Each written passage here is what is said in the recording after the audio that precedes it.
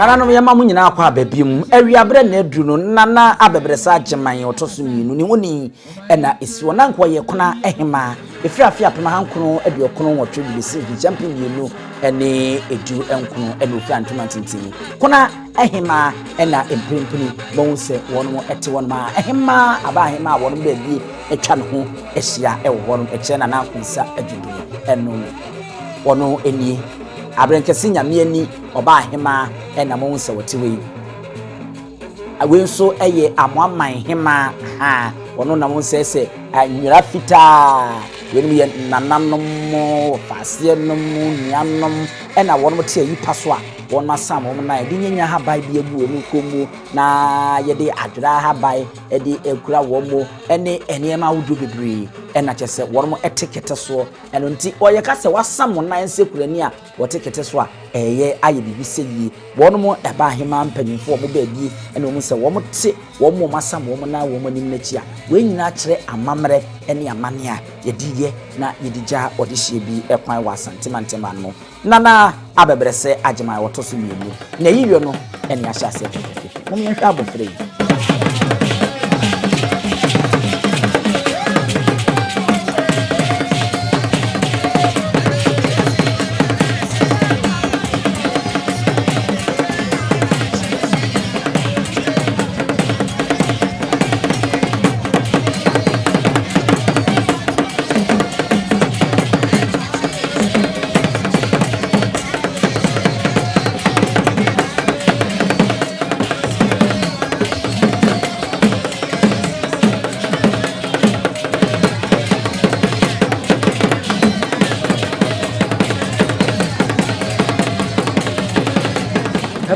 na jesa media wo hwemu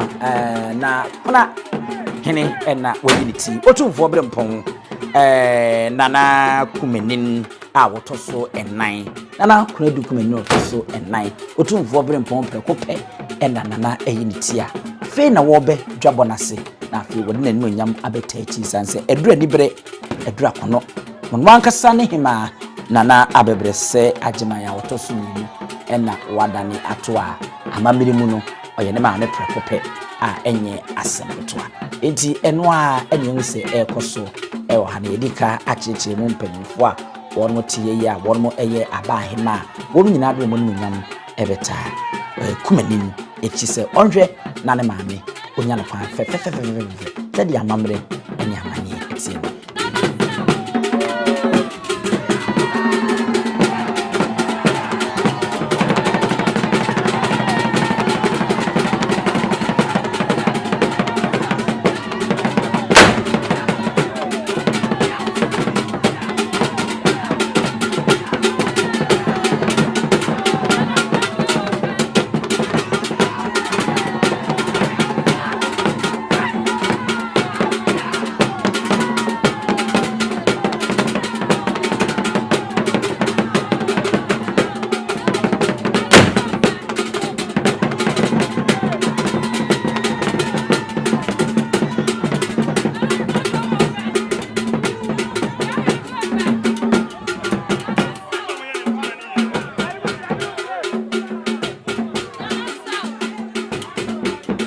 na maniji agye ni nyina eye kwan a nana kunadu kumanin a woye Konahene afaso na sedi wosi etia pakan mu a wosa no hu se wo hene etimi sase ya na ye mefe pa zanzan mfuni bi nyaade kura nana watu anim pia odi asautin se sano ne ntwene ne nsa na wototo ni nyina no ezizo pepepepepepepepe a entese nkrofo bi edie bi ma hwe anana no menche be kakra be shega bobomudin mo amuni mansan ti asano de momodin na mu nsua pa na eboaye ma yamamre no eyefe yemu bi yesua bi edifi mo Konahene oguso a woko bebia yeyo ne maame eyi ne ba Hemaa eyi no na wakwakwata echi kwanti Nyansapo yesu eguso edi echi yehye mo ba no pa no se awie nso de ebeko bia ye de bebrem bomodin sa won subscribe ya yo se unse ya bomodin na se na adwade nchen so e de ato ase e de ama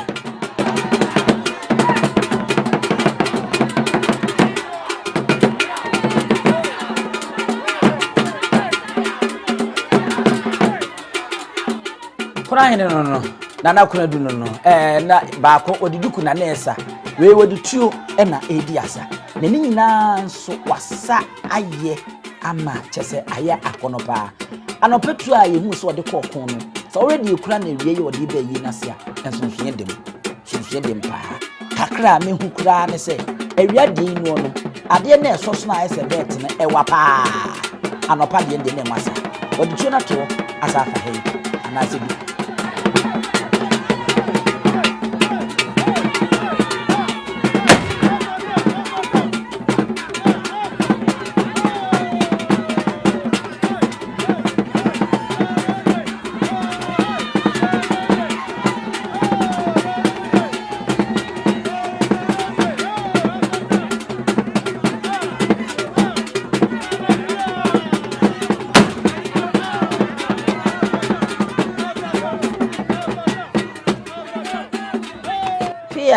nana waya die yenhwe nana ho fa no kakra na yenhwe sa wo hwe nana ba bia mo hwe che no eche na eche no ade na nwura na esenso ye frɛ na aya ye ta hu bi wa be ho ene ba bia ensuo wo pa ye frɛ no aya ena ye hu ade kokko nso ye bobo obomu eye meko ena ebubo mu ni nyina kyerɛ ye wodie a wodie de da no ko mu yinya haban epam sunsun fi ene sunsun bone ene ye bone nana esa asebie no ye ma no kan woni asa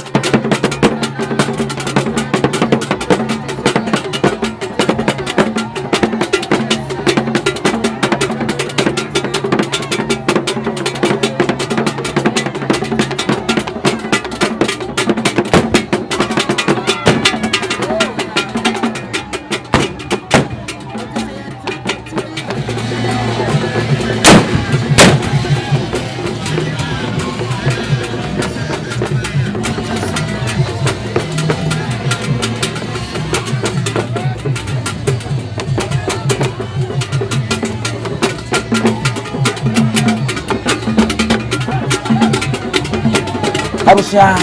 efurubede ne nkwa me nkakran nana kumanin ehun so ofeyi wo ye be ma papa enu abetena se wo hwe ne church no tuntum aye ebubumu na ko obubumu nyenya ha ban dan ko mu enu wo ko mu ade anso kese pe tuntum a edemu entwoma ena yede aye na basa ho ene ne ko mu no eya amamede ni bia ena ade bia ye se nkepo eno so tuntum egugugu ne nsa na bakon ho no na aba betena se wi na wo se duku tuntum ena ekura na eguni na so a chese enya asem keto a ni nyina kire ni bre ne kobe na wabomu ena mfade ni nyina kire eni bra ewie ni abrese ne ma me prekope ena oja ne kwan afei ananma ba Hemaa abrempon adehie eni nti na ritwi wo mo baaye ohena betena se na wo so mo de ani die ni bu ese fata de ma no na afei wo mbe ma no akwa aba Hemaa Konahene en wochia Konahene no na adwubiri no wono en wabechia ne hene sesia na mo ahwebie enye asempetwa wo no eti ene yebuso a nya asempetwa na akonsa adwubiri Konahene emprempren eno no ene emprempren na kunedu kumanin a wono nso eye Konahene e ma ru mfise oyutum for brempo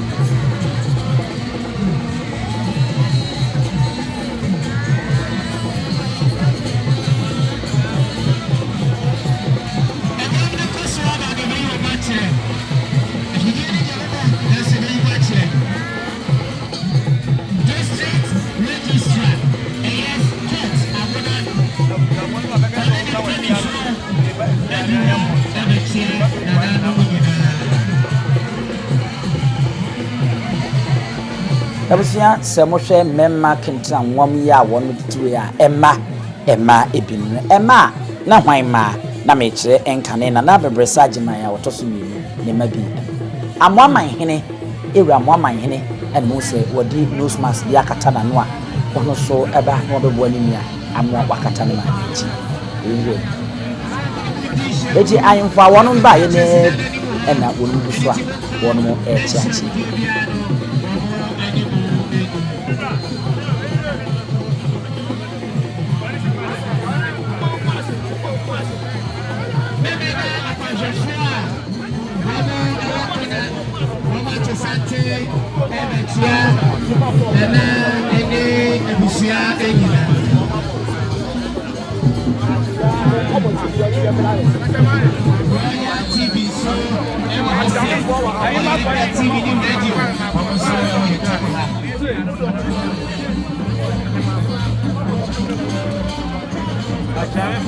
Yena na yasantoa ejoso man Hemaa eno no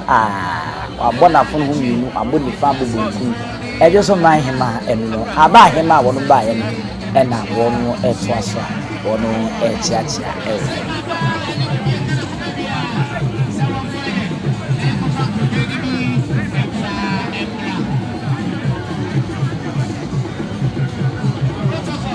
abusia Kenya se Hemaa eno wono so ojina wo sisie ya wodi enchia nananama won ma betrase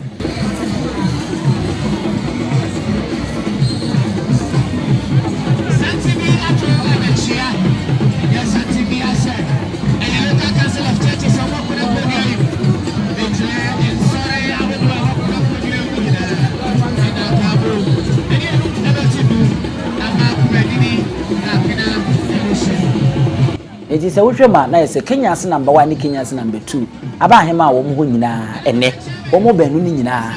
e de wo ni echire mu a ono mbeboa nana ama waja ne maame ekwan ana se oye na yi fefefe e wo aba Hemaa na no musu a wo no echi Nyansapo e no ni busu a nti wei eye mampon Hemaa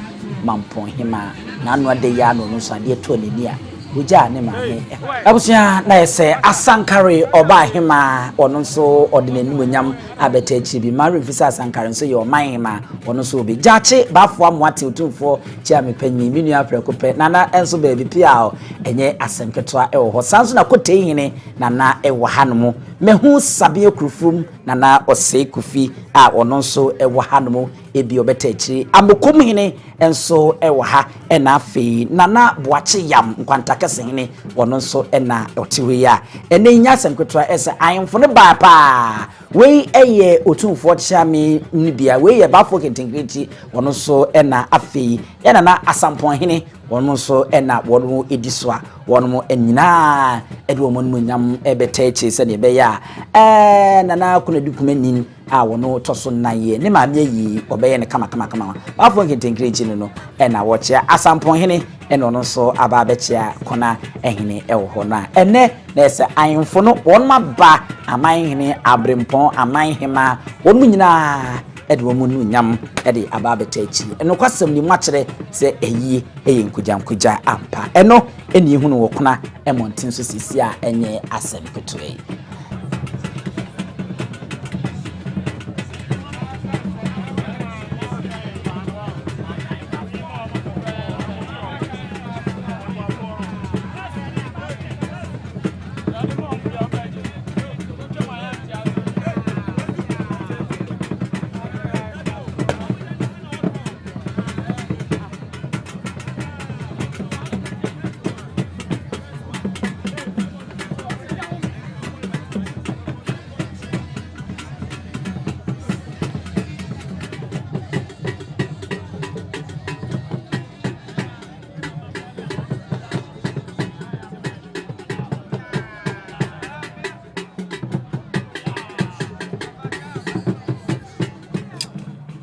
ayefo samri semon se ahemfo edika kan sa man hene abrempon ne ade hye kunini wo nyina ebaabi wensu ye kontase man ehene ena odi akire wo no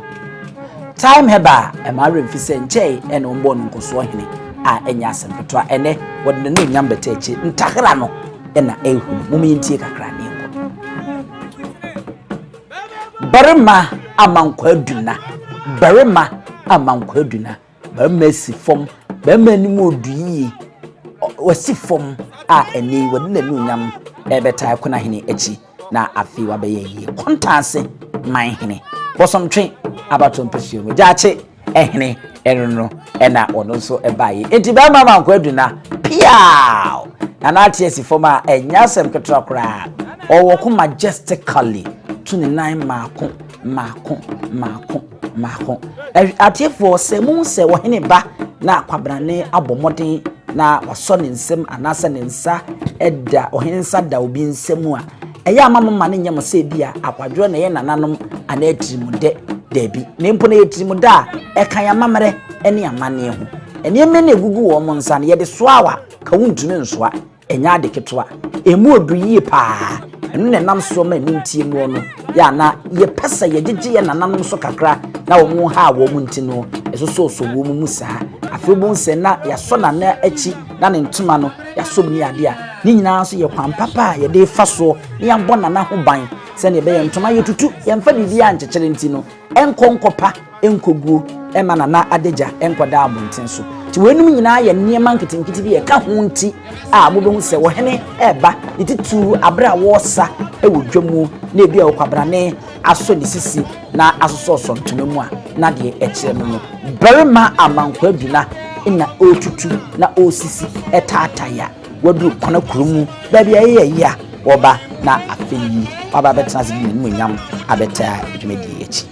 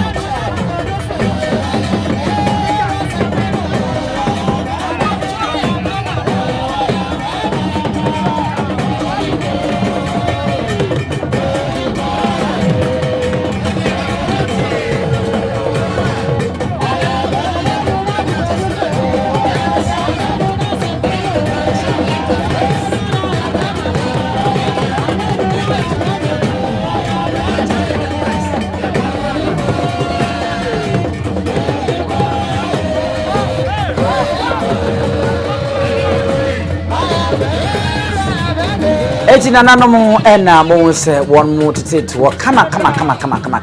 afi na berma amankwa aduna wadru babia nananom adika atenase no hai eni die ne ebu mu Konahene ena wato mu na wo chiame ema ne yakọ bie minia kafra bie na minni otimi se sema wo ka che no ebinu no omni nu na be nu na obi anim aye sebia aye fe na aye akono kontase man hene me firi bosomtwe ti ana eye manije se me mensi no ahemfo akese pa ene wo ho no ma enye asemkota wo mu nyina so abakwasem no emu pi na emu edo e wo bosomtwe mensi mo ye man hene eno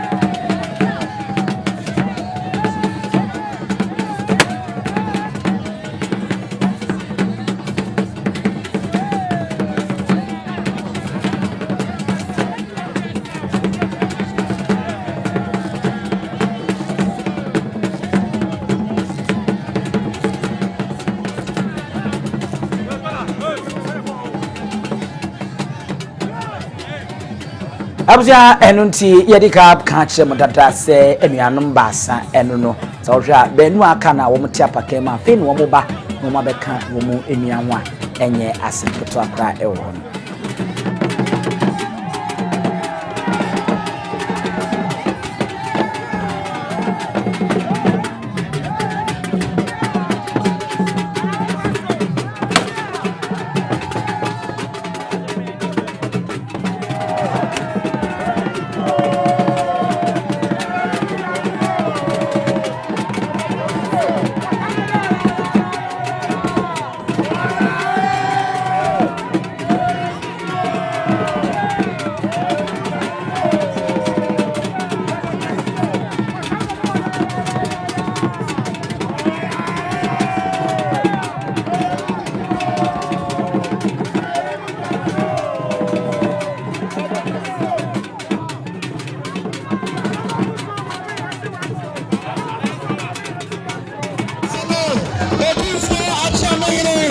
Nana insias patu Agyemang koso mensa patrona koso patrona kuma property asampere chiame Appiah alosoro de dam achia sanatie sele medika kano ayefo eno Kenya se Hemaa ena wono nso unity afino wono nso adudwa bonase na enne eyi no enye enkwadayi aman hina ba otumfo abrempo aba edukrofo aba aman Hemaa aba otumfo abrempo won aba chese enya asentotoa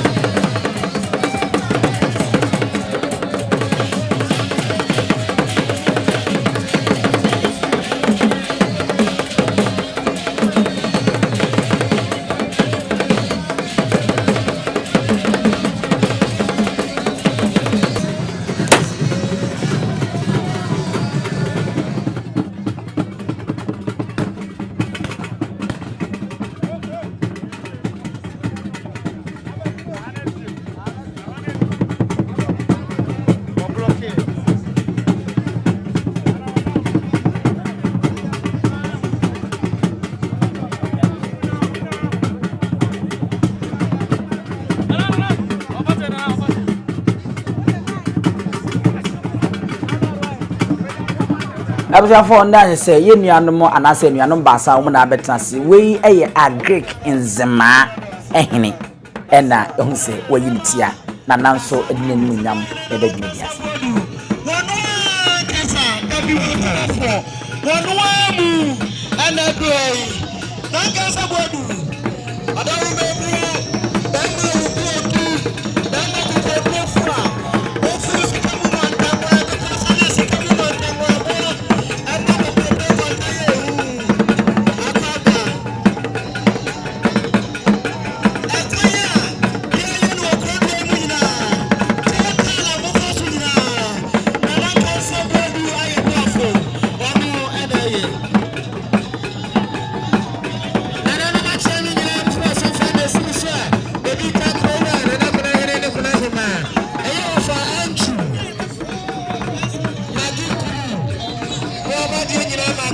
abusha enti trade hene ena odi kan sesi ayemfo eba no